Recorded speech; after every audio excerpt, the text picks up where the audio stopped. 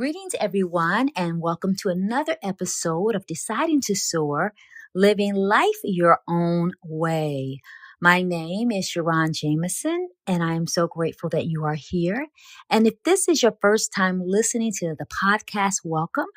This is an unedited, unscripted space where I share what I'm learning in real time, what I'm learning in my life, in my career, my faith, my relationships, my business, and of course, what I am learning from working with some of the most brilliant leaders, healers, visionaries, entrepreneurs that I have ever had the fortune to meet. So I'm so grateful to share what I'm learning from working with them also.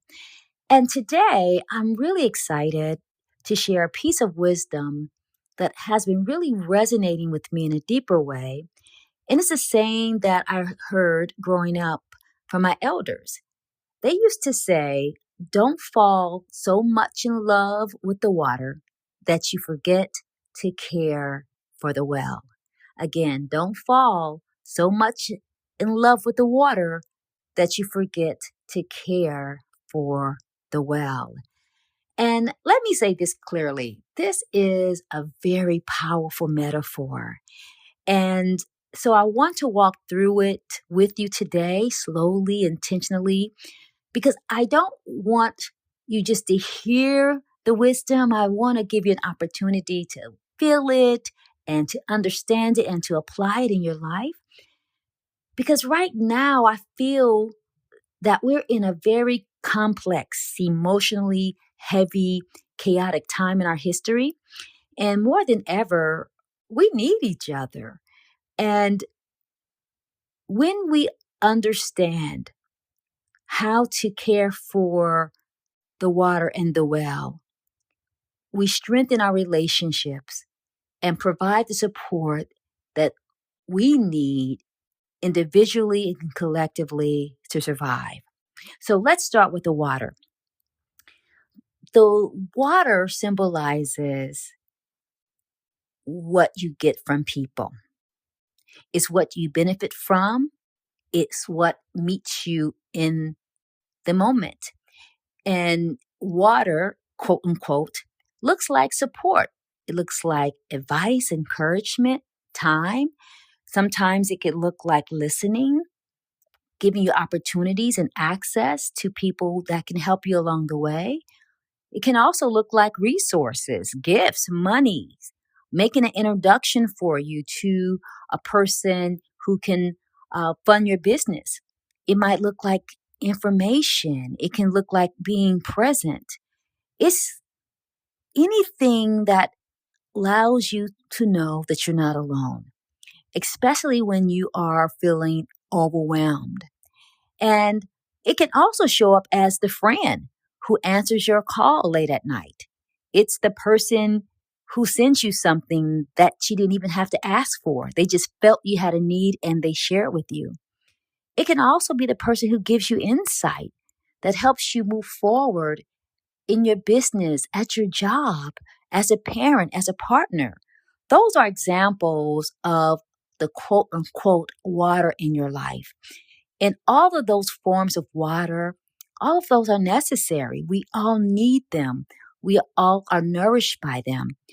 But the water doesn't exist on its own. It comes from a source. It comes from the well. And the well symbolizes the people in your life who provide the resources. They are the ones who provide you what you need. And the well is a person that looks like the friend who always listens to you. It's the mentor who guides you and helps you navigate your career. It's the person who checks on you when you need them the most. It can be the person who holds space for you when you're going through grief or growth. It can be the person who advocates for you at your job or the person who protects your reputation when people are gossiping about you. It can be the person who gives you their time when they didn't have to give it to you. It can be the person who pours into you from their own lived experience and share their wisdom. Those are the wells. And the well is the person who shows up for you. And what we need to understand is that the people who serve as wells in your life, it's not accidental, it's not automatic, it's intentional. Because people who show up to support you, they are making a conscious choice to be a well in your life. They are making a conscious choice to provide gifts of their time, their talent, and treasure to you. Now, here's the challenge. We live in a culture that teaches us to focus on the water, the gifts. Our culture teaches us to celebrate outcomes of the gift, to highlight the results of the gift, to reward access because of the gift. We are taught how to ask, how to position ourselves, how to receive. Many of us are really good receivers, but we're not always taught how to honor the person who makes the gifts possible. Another way of saying it is that we're taught to cherish the gift, but not the giver of the gift. So we have, unfortunately, become very skilled at receiving. And we have become underskilled and underdeveloped in acknowledging people who help us. So as a result, we prioritize what we get and we unintentionally minimize who gave it to us. And over time, this creates relationships that feel unbalanced. If they feel uneven, it makes people feel used and abused. And sometimes we can quietly and unintentionally deplete people even without us knowing it because they keep showing up as the well to give to us, and we keep taking the water without acknowledging the cost to their life. Now, why is it that this matters right now? It matters that we understand the metaphor of the water in the well because we are living in a time when we need each other emotionally, relationally, practically, politically, sometimes due to layoffs, financially. And if we don't learn how to care for the different wells in our lives, the people who show up as wells in our lives, we will find ourselves surrounded by people, but disconnected from support. Now just think about that. Surrounded by people, but disconnected from support, or surrounded by people and you can't access their support. And if we take that a step deeper, it's really important that we recognize the impact that has on the relationship. Because there is always a cost to what someone gives you. There's always a cost. When someone listens to you, it's cost them time. When someone supports you emotionally, it costs them energy. When someone gives you wisdom, that often comes from something that they had to go through or endure. When someone shows up consistently, that costs them presence, attention, and sometimes part of themselves. And here is the truth. If you only focus on what you received and you never consider what their time, treasure, and resources that they gave you cost them, you will unintentionally undervalue the relationship. And we know when people feel undervalued, they don't feel witnessed, they don't feel acknowledged, they feel resentful. So let's make this metaphor practical because some people really want to do better, but they might not have a lot of experience on how to water the wells, how to make the people who are the givers in our life feel seen, heard, and known. So here are 5 ways for you to consider how to show up with those types of people. Number one, say their name and say it specifically. Say their name. One of the most favorite words that we have is our names. So we don't want to say, I appreciate you. You want to say, Karen, when I was overwhelmed last week and you stayed on the phone with me, that meant more to me than I said at that time. Thank you.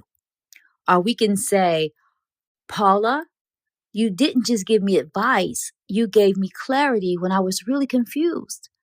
And I want you to know that I really appreciate you. You see how that works? You say their name and you tell them specifically what they gave you, and you tell them specifically the impact that it had on your ability to function, your ability to rise to the occasion, your ability to navigate a very challenging situation. Secondly, acknowledge the cost and not just the act. Acknowledge the cost, not just the act. So instead of saying, I know that took the time out of your day and I don't take that personally, you can say, Sherry, you didn't have to show up consistently. And I realize that requires energy. And I want you to know that I see that and I appreciate that. Thank you. Or it can be something like, Tamika, I recognize that what you shared came from your own experiences and your own wisdom. And I honored what it took for you to have that wisdom to share with me. Thank you. So we're acknowledging the cost and not just the act. Here's number 3. Stay connected beyond your need. Stay connected beyond your need. So that can sound like, Carol, I was thinking about you today. How are you really doing? Or, hey, Tariq, no agenda. I just wanted to check on you to see how you're doing today. So people know that you don't need anything from them. You care about them and not what they give you.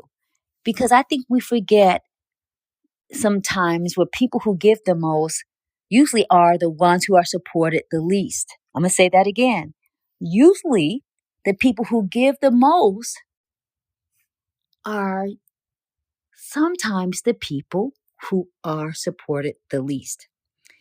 The fourth way is reciprocate in your own way. Reciprocate in your own way.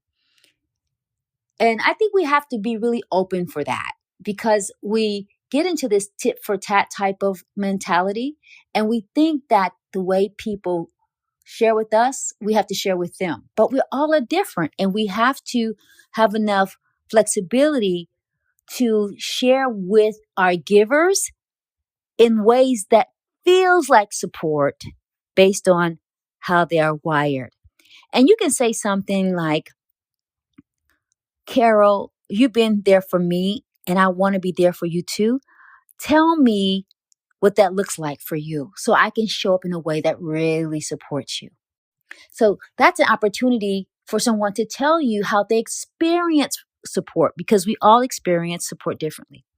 Or you can say something like, Glow, I might not always know how to support you the way that you support me, but I want to learn. So help me understand, if a person is supporting you, what will they be doing? Now, that's really important because now you're opening up a conversation. And when you lead with curiosity, not only will people appreciate that you're having that conversation with them, but they will also appreciate that you're curious on how to address them in a way that resonates with them. That really shows people that you're not trying to give them generic support. You're trying to give support that resonates with them and meets them at their point of need. And number 5 is learn their appreciation language. Just like we have a love language and an apology language, we also have appreciation language. And so we could ask a question like, Cecil, what does appreciation look like for you in a way that really makes your heart sing? And I think we have to remember that it's so important to Make your gratitude just as specific as your request. I will say that again. Do your best to make your gratitude just as specific as your request, because it shows and shares to a person that you really are paying attention to them. Now, let me speak directly to those people who are always the well. The people who are the strong one. You're the one that everybody comes to for advice. You're the one that people come to for a loan. You're the one that the family depends on. You know who you are. You're the strong one. And I just want to say, for those who are the well, I want you to understand and I want you to hear. I know it is truly a gift to be a well. I know it is truly a calling to show up for people again and again and again. It is sacred. It is something that you were created and destined and prepared to do. So I want to say all that. But hear me clearly. You must not be complicit in your own depletion. So if you are well and you are the strong one in your friend group, in your organization, in your family, that means you must set boundaries. You cannot allow people to come to you all the time with their request. You cannot always be a resource. You cannot always be a bank. You cannot always give of your time. You have to be really clear about your boundaries too. You must discern who has access to you, because everybody doesn't deserve access to you. Because some people want access, but they're not going to do anything with your wisdom. Some people, I always say that some people don't want access, they want attention.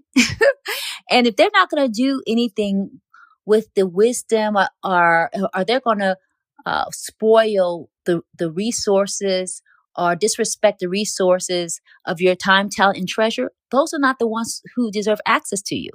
And then the third thing is that if you are a well, you must recognize who replenishes you.